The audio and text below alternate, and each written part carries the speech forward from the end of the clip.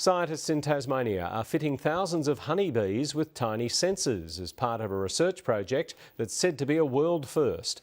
By monitoring the bees, they hope to learn more about the insect's behaviour and why colonies are collapsing. It's a tricky operation. Scientists from the CSIRO are attaching sensors measuring just 2.5 square millimetres to 5,000 bees. Refrigeration is the first step.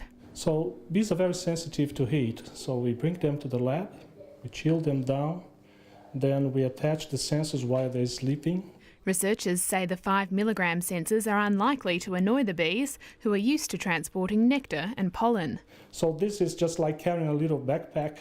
The sensor works like a car's e-tag, tracking the bees' movements. We know how long the bee is taking to get there, to come back, and how many times a day is doing this kind of work. The information provides an insight into bee behaviour, the impact of pesticides, and what conditions are best for productivity.